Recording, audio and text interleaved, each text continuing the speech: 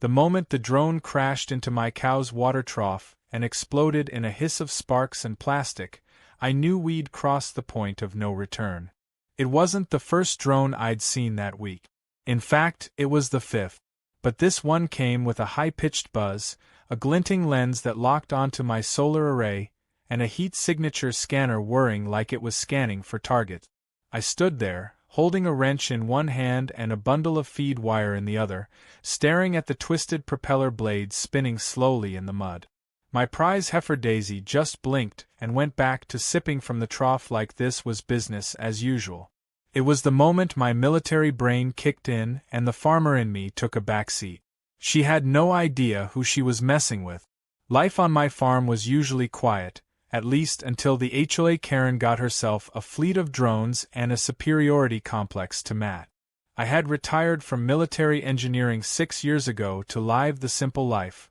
Livestock, vegetables, solar independence, and no one breathing down my neck. That peace shattered 3 weeks ago when the first drone swooped down just inches over my barn's ridgepole.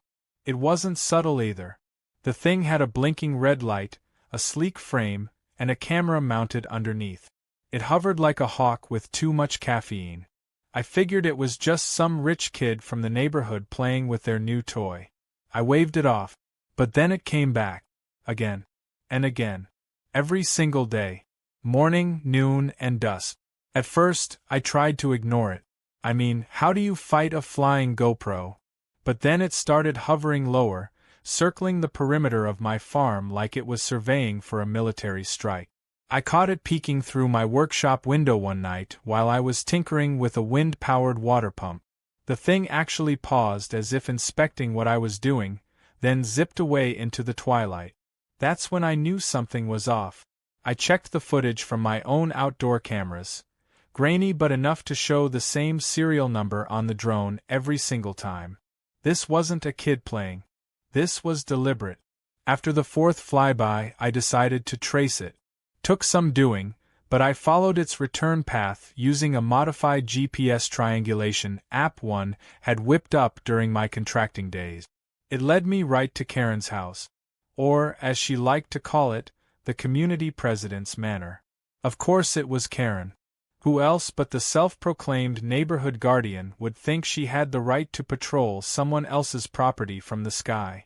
I walked up to her manicured lawn, still muddy from a recent sprinkler mishap that soaked her entire mailbox, and rang the doorbell. She opened it wearing a bright pink robe, curlers in her hair, and a smirk that belonged on a Bond villain. I kept it simple. I told her the drone needed to stay away from my property. She sipped from a wine glass. It was 10:15 a.m., and said it was for community security, and that my property had been listed as a surveillance concern due to my use of unapproved fencing materials. I asked her if spying on people was part of the HOA rules. She smirked again and said, "We make the rules, Mr. Ranchman. You want privacy by an island." Then she slammed the door. Later that week, she sent me a letter, an actual printed and laminated notice with her signature in oversized cursive, accusing me of obstruction of community operations and threatening fines if I continued interfering with aerial monitoring systems. I nearly laughed. Nearly. But the next morning, she flew 2 drones this time. One circled the house. The other? It hovered above my work shed right as I was testing a sensitive communications chip meant for a radio blackout drill simulation. I saw it lock its lens on the open circuit panel. That was it. I opened the back wall of the shed, stepped into my private storage unit, and flipped open the lid on a dusty crate labeled with 3 words: Portable Signal Interference Unit. I hadn't used that equipment since my last overseas mission, but I maintained its license because old habits die hard. That unit was built for battlefield deployment, to jam incoming surveillance or drone targeting systems within a set radius. Legal in private rural property zones under federal agricultural exemption codes, especially if licensed. Which of course I was. As Karen's drones made another pass, I powered it up. The screen flickered. The frequency scanner lit up. A beep confirmed target lock. Then silence. The first drone dropped like a stone. straight into the goat pen, where my billy goat Steve promptly headbutted it into a pile of compost. The second drone spiraled like a drunk mosquito, clipped the gutter on my workshop, and crash-landed on top of the chicken coop, scaring the feathers off everyone in a 3-foot radius. I stood there, arms crossed, watching the wreckage settle. My dog Bunker came trotting over with a propeller in his mouth like it was a chew toy. By 3 p.m., Karen was pounding on my front gate, yelling like she'd just witnessed a war crime. She screamed about $1,200 in drone damages, community safety, property loss, and even threatened to report me to Homeland Security. I stepped out with my jammer license in one hand and FAA rural airspace policy in the other. She didn't even read it, just grabbed one of her downed drones, shouted, "You'll regret this," and stormed off with twigs in her hair. I figured that would be the end of it. A good crash and burn usually discourages nosy neighbors. But I underestimated Karen. See, that crash didn't end the war. It ignited it. Because the next thing I received in my mailbox wasn't an apology. It was a formal HOA citation accusing me of unauthorized defense equipment and threatening immediate legal action. I smiled as I read it, because I already knew her drones weren't just spying. They were part of something bigger. And now I had the wreckage to prove it. I didn't sleep much that night. While the animals dozed peacefully under the stars and the windmills creaked softly in the breeze, I sat in my workshop surrounded by drone fragments laid out like a battlefield autopsy.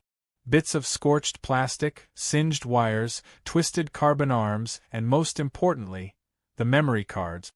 Karen might have thought she was dealing with just another farmer, but I was trained to see patterns, decode systems, and build tools out of scraps in combat zones. I carefully extracted the data modules and slotted them into a secure reader I kept for testing network security backdoors. What I found nearly made me choke on my coffee. The first drone's footage was standard. Thermal scans, wide-angle shots of my livestock fields, footage of the greenhouse and barn. Weird, but nothing explosive. But the second drone had recorded something else. A slow flyover of my solar relay, followed by zoomed-in stills of the power converters and wiring schematics stenciled on the inverter boxes. That's when it clicked. Karen wasn't just snooping. She was scouting. Why? What did she need with detailed footage of my solar grid, unless she was planning something far beyond neighborhood surveillance? I spent the next 2 hours scrubbing through the footage, enhancing frames, comparing serial numbers, and cross-referencing the drone models against my jammer log. All matched. The interference unit had recorded their broadcast ID, confirming they were linked to a controller registered to the HOA network hub. Karen had tied her surveillance directly to the community's shared signal architecture. In other words, her drone flights were technically HOA authorized if you squinted at the bylaws. That also meant she could try to frame my jammer as a threat to community equipment, even though I had documented authorization for all of it. I needed to get ahead of her. So, before the sun was even up, I called Marcus, an old buddy who now worked in county zoning and utilities. I gave him the rundown, leaving out the goat attack and exploding drones. When I mentioned the surveillance footage, he immediately asked if my land was under review. I froze. Review for what? He hesitated and then admitted that my property had recently been flagged on a rezoning proposal, filed anonymously but traced back to an HOA consortium. The proposal argued that my farm was inefficient, potentially hazardous, and ideal for redevelopment into a mixed-use green residential hub. That made my blood boil. Karen wasn't just curious, she was targeting my land for takeover. If that proposal went through, I'd be looking at eminent domain battles and property value warfare. All of it starting with her drones and building toward what looked like a calculated siege. I thanked Marcus, promised him fresh eggs, and hung up. By mid-morning, I received a hand-delivered HOA violation notice folded 3 times and shoved into my front gate like a threat. It accused me of interfering with community technology, operating illegal frequency equipment, and causing emotional distress to board members. There was even a fine attached, $800. For what? Jamming an illegal drone over my legally owned farm. I crumpled the notice and tossed it into the fire barrel, watching it curl and blacken until nothing remained but smoke. Karen didn't stop there. That afternoon, I saw 3 more drones hovering at a distance, high enough to avoid my jammer's radius but close enough to keep me under constant watch. They weren't even subtle. One of them had a flashing light strip that spelled out HOA in slow, flickering Morse code. It was both absurd and infuriating. I decided to let them waste their battery life for now, because I was done playing defense. That evening, I began building. I dug out a set of decoy transmitters I had designed during a contract job with a military counter-surveillance unit. Each one mimicked the radio frequency signature of sensitive military equipment. I scattered them around the property, some near the beehives, others next to the chicken coop, one right under a clothesline that hadn't seen use in years. If Karen wanted to spy, let her chase shadows. I then upgraded my signal jammer with a phased pulse cycle, less power but capable of scrambling guidance systems without frying the drones. Perfect for creating a little chaos without risking another crash. I also installed 3 new camera systems, each equipped with infrared, night vision, and motion sensors. The footage would be stored offline, encrypted, and backed up remotely. If Karen thought she was gathering evidence, she had no idea she was walking into a trap of her own making. My farm became a fortress overnight. Not a single wire above ground. Not a single data stream left unprotected. The next morning, things escalated again. I caught Karen on my property line with a clipboard and 2 men in cheap polos pretending to be county inspectors. I watched from a distance through a spotting scope as they pointed at my irrigation system and scribbled note. I knew they had no right to step beyond the boundary without my consent. I walked right up to them and asked who sent them. The men fumbled, flashed vague ID badges, and said something about routine compliance verification. I told them to wait while I got my phone, came back with it recording, and asked again, this time on video, what department they were from. One of them stammered and said, "We were hired by the HOA president, ma'am." That was all I needed. They left in a hurry after I mentioned trespassing laws and hinted that my fence was lined with motion-triggered sonic alarms. Karen stood there behind her hedge, staring daggers at me. I smiled, waved, and said, "You should really tell your drones to stop flirting with my cows. It's becoming a real issue." But the final twist came just before sundown. I received a package, no return label, just a brown box on my doorstep. Inside was a USB stick and a note that read, "Thought you'd want to see this. Be careful who you trust." The stick contained a folder labeled HOA_Karen_internal. It was filled with email screenshots, HOA meeting notes, and internal memos, one of which mentioned an upcoming vote to seize my land under emergency community reallocation.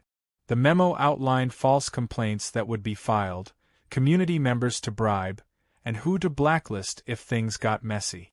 All signed off by Karen herself. That night, I didn't just prepare for another drone attack. I began preparing for war. Because now I had proof. Not just of surveillance, but of a coordinated plan to take me down. And I wasn't about to let a woman with a pink robe and a control freak complex bulldoze my life. It rained the next morning. The sky was bruised and heavy, a storm slowly crawling in from the west. The kind of rain that makes your boots stick to the mud and gives everything a soaked, gritty calm. But inside my workshop, it was all voltage and quiet calculation. I had dismantled my old decoy drone, one I used for signal interference tests back in my military days, and was soldering in a new rotating beacon. The goal wasn't to send a message to Karen. It was to send a trap. I wanted her next drone to come in close, curious, even eager. The beacon pulsed a faint electromagnetic lure that mimicked network activity. To any outsider, it looked like I was transmitting something confidential. To Karen, it would look like bait. The rain hadn't stopped her before, and it didn't stop her now. Around mid-morning, I spotted a new drone, this one sleeker, faster, built with carbon fiber arms and quieter rotors. A different model, but unmistakably hers. It hovered lower than the previous ones, dancing just above the decoy like a mosquito drawn to heat. I activated the jammer, not on full strength this time, but with a phased burst calibrated to scramble its return signal. It worked better than I'd hoped.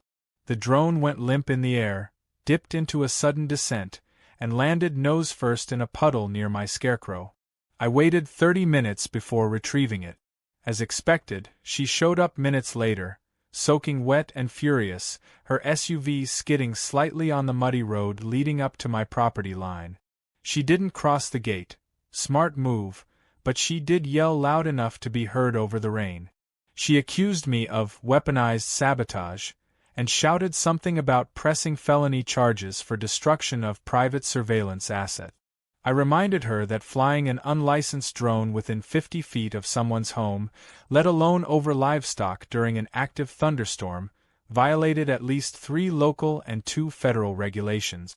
She didn't want to hear it. She just screamed that the entire HOA was watching and that my days as a land squatter were numbered.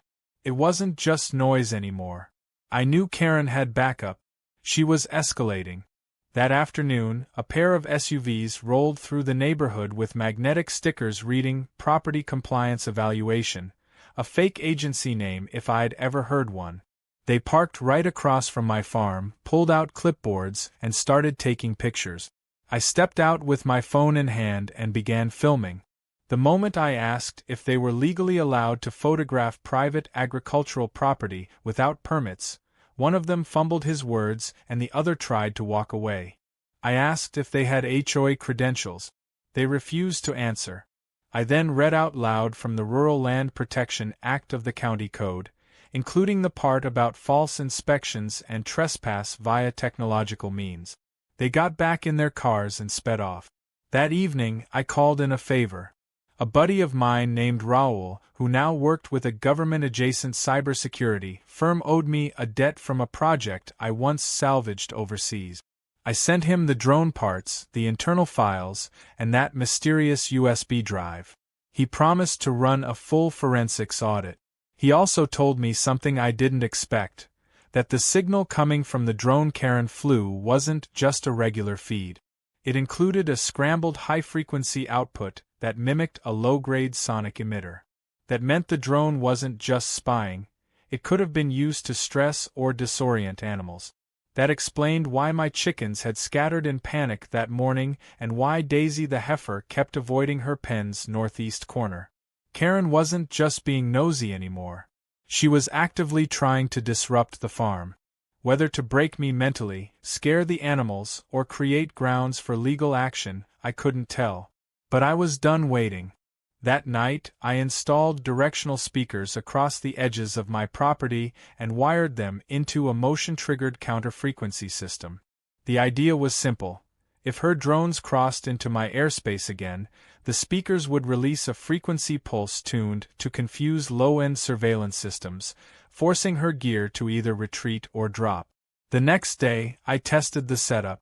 I let her newest drone enter my field, a tiny black quad with a hummingbird-like design, and then activated the pulse. It twitched, spun wildly in a circle, then took off in the wrong direction and smacked into the HOA clubhouse's weather vane across the road. That felt poetic. But it also told me she was running out of options, which meant she was going to try something big. I didn't have to wait long. 2 nights later, Karen filed a civil suit against me. I was officially being sued for destruction of property, interference with communication infrastructure, emotional harassment, and a bizarre claim of willful sabotage of community stability. Her lawyer, a man who looked like he wore suspenders to bed, served me the papers while I was elbow-deep in goat feed. I signed them, thanked him, and shut the door with a smile. Because I had something she didn't. At the courthouse, her smugness filled the entire hallway. She wore an all-beige power suit like it was armor and carried a binder with far too many dividers. I stood there in boots and a flannel shirt. She looked at me like I was some hillbilly waiting for his tractor to be repaired. But when the judge called us in, things shifted fast. I laid out the drone fragments, pulled out my jammer license, showed photographic proof of unauthorized surveillance, and finally, with a grin, handed the judge a printed transcript of the emails found on the USB.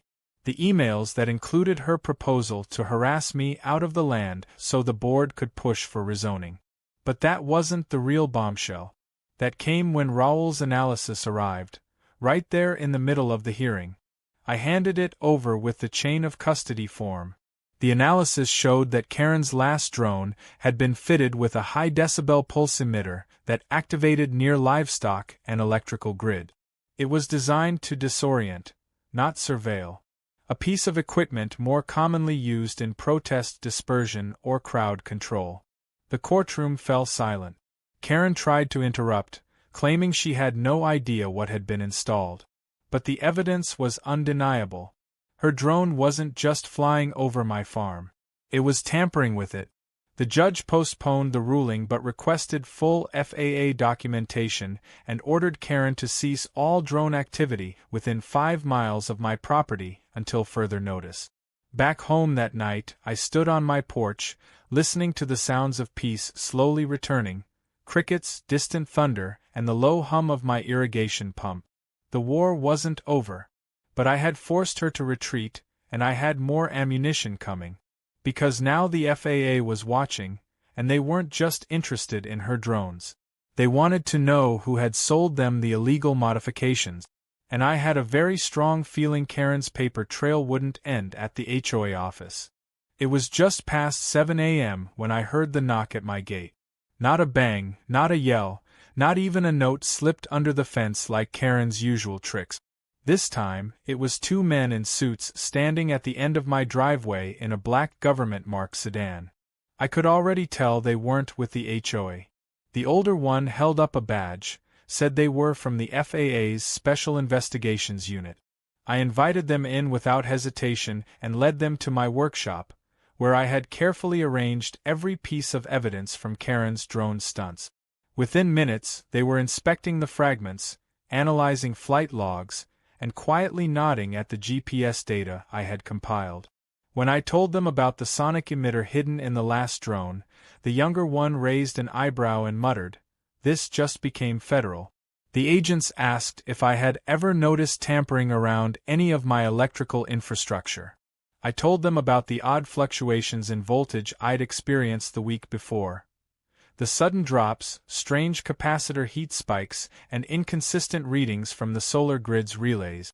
They asked to see my monitoring logs, and I handed over a full export from my solar management system. Within minutes, they confirmed that someone had been running signal probes against my system remotely. Not only was Karen violating privacy, but she had potentially interfered with critical infrastructure. That made it no longer just a neighbor feud. It made it a violation of National Utility Protection Statute. Word spread fast. By noon, neighbors were coming out of their homes, whispering to each other and staring across the road at Karen's house. Her SUV sat motionless in the driveway, and her drapes were drawn shut like she'd boarded up for a storm. What she didn't know was that the real storm was coming from within her own board. Because when I walked into the next emergency HOA meeting, invited this time by 3 different residents, everything changed. The meeting was already chaotic when I arrived.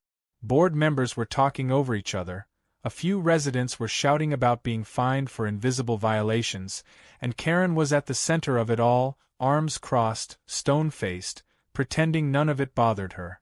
I walked straight to the center of the room and set a flash drive on the table. I told them I had proof that their president had used illegal drone surveillance, manipulated compliance codes, and attempted to sabotage private land for her own financial gain. Some laughed at first, until I plugged it in and played the clip. The footage showed Karen's drone hovering over my property, focusing in on the solar relay, then dropping elevation and releasing a pulse, caught clearly on infrared, followed by the immediate panic of my goat. Then came the email screenshot.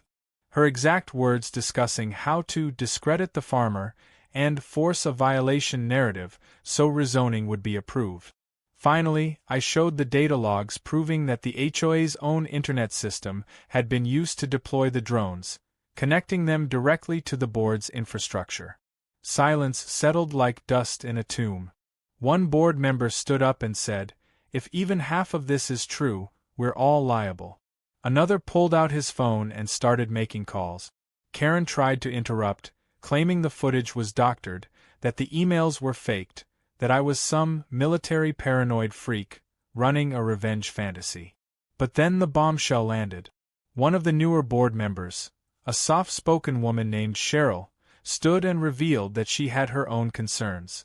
She had found internal HOA documents altered after board meetings, fines issued without official votes, and approval forms for the drone expenses with Karen's signature predating the actual board meetings where the drone purchases were supposedly approved. The room exploded. Arguments broke out, members demanded resignations, others began recording the chaos. But I wasn't interested in theatrics. I simply handed out printed copies of my FAA complaint, the evidence logs, and asked the board to consider a vote to suspend all HOA surveillance operations and review Karen's presidency under emergency ethics violation rules. What I didn't expect was what came next. A neighbor from 3 houses down, an elderly man named Henry who usually kept to himself, stood up and said, "I've had enough of this woman and her power games. Last month she fined me for a wind chime." A wind chime. Then he added, "I vote to dissolve the HOA altogether." That single sentence lit the match. Residents began clapping. Someone shouted seconded. Another yelled, "About time." Within minutes, they had drafted a motion to dissolve the HOA charter and called for an official vote to disband the entire structure. Karen tried to object, citing bylaws, but she had already lost the room. When the votes were counted, the result was overwhelming, 87% in favor of dissolution. Karen was stripped of her role on the spot, and an emergency oversight committee was appointed to handle legal transitions. She didn't leave quietly. As she stormed out, she tried to snatch the flash drive off the table. I caught her wrist mid-grab, leaned in, and said, "There's 5 more copies of that with different people. Try me." Her face went pale, and she let go. As she left, the crowd parted, no one looking her in the eye. Her reign was over. But poetic justice wasn't done with her yet. The local news station picked up the story after someone from the meeting leaked the footage. Karen's name made the evening report, her photo plastered beside a graphic that read Neighborhood Watch or Drone Tyrant. Reporters camped outside her house for 3 days. The story exploded online. People from all over the country commented on forums, shared memes, and dubbed her Drone Karen. It got so bad she tried to file a cease and desist against the station, only for them to double down and air a follow-up about misuse of community funds and HOA fraud. The FAA investigation went deeper. I received a call a week later from one of the agents. They thanked me for my cooperation and said their forensic team had traced the drone modifications back to a third-party vendor who was already under investigation for selling unlicensed signal disruptors and surveillance mod. Karen had bought from them under a pseudonym, but her payment info matched her HOA account. She was now being reviewed not just for FAA violations but also for federal procurement fraud. As for the neighborhood, it breathed for the first time in years. Without the HOA looming over every fence post and flower pot, people began to talk again. Lawn chairs appeared on porches, flags waved freely, and kids played in the streets without being scolded for riding scooters in the wrong color zone. The mailman even joked that he stopped being glared at every time he drove past Karen's house. I went back to farming. Peacefully. Quietly. But I still kept the jammer unit in the workshop, just in case someone else got any bright ideas. Because if Karen taught me anything, it's that when control freaks take flight, you better be ready to clip their wings. 3 months passed without a single drone buzzing through my sky. The animals had returned to their usual rhythms, no longer spooked by the sudden whir of rotors overhead. My goats didn't scatter when a shadow passed, my cows grazed in peace, and even the chickens, who once huddled under the coop during flyovers, strutted around like royalty. The silence was more than quiet, it was restorative. The kind of peace that comes not just from winning, but from knowing that the threat had been exposed, stripped, and tossed out for the world to see. Karen was gone, both from her position and from public sight.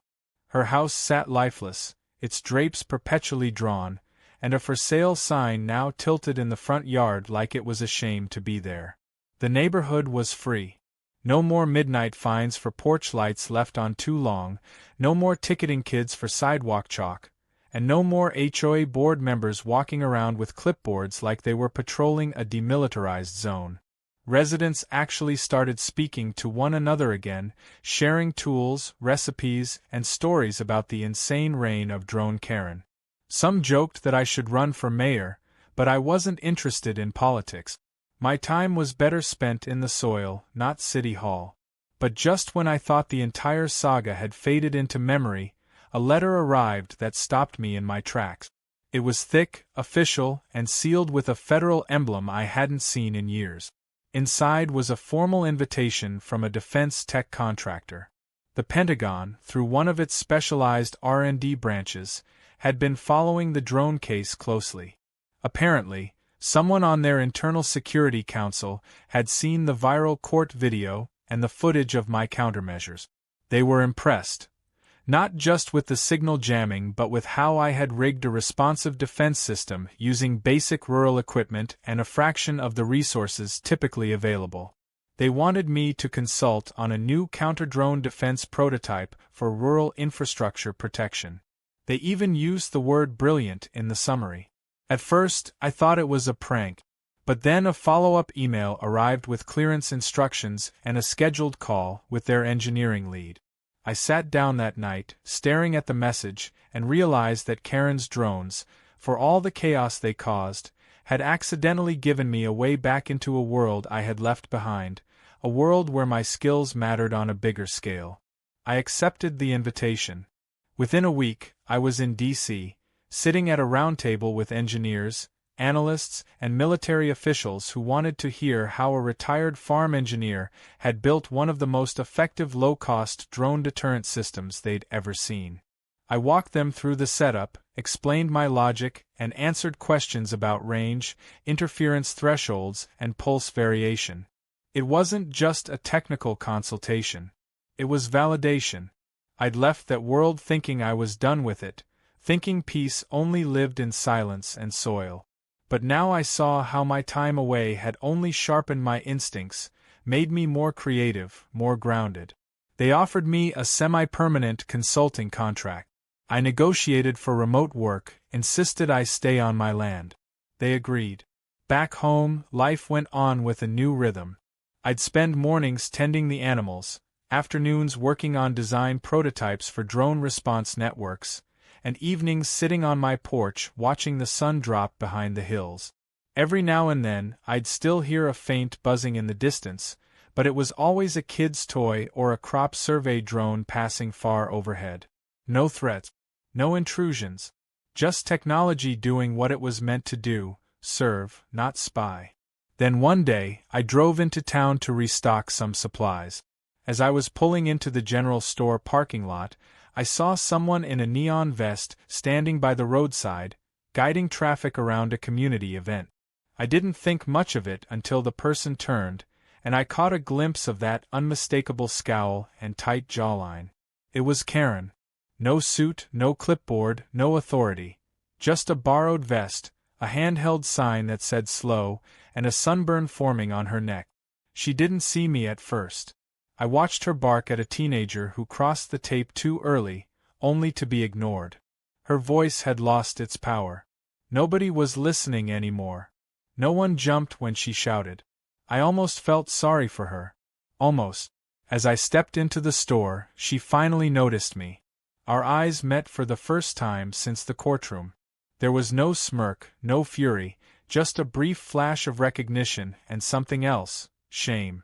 She quickly looked away, pretending to focus on the cones like her life depended on it. I didn't say a word. I didn't need to. Her fate had already been sealed by her own actions. The fall from self-appointed power to temporary parking assistant was more than enough punishment. And it wasn't just humiliation. She was now under federal investigation for her drone activities, with potential charges still pending. Her old allies had scattered, and the house she once ruled over was empty and unsold. The HOA she clung to like a crown no longer existed, and her name had become a warning story whispered by future neighborhood committees who feared becoming another headline. Back at the farm, I installed a new weather station, one that included a drone detection grid tied into my early alert system. Not because I feared another Karen, but because I knew technology was only growing more intrusive. I wanted to be prepared, not paranoid. The land deserved protection. And now I had the tools, the experience, and the backing to ensure it stayed that way. As the sun dipped and the animals settled in for the night, I stood on the porch with Bunker at my feet and the wind gently pushing through the field. In the distance, the last rays of light caught the spinning blades of my windmill, and for a moment, everything felt still, perfect. Peace wasn't just the absence of noise. It was knowing that when someone came buzzing into your life with bad intentions, you didn't have to just swat them away. Sometimes you could outthink them, outbuild them, and when it counted, outfly them. Karen had flown too close to a man who knew exactly how to clip her wings.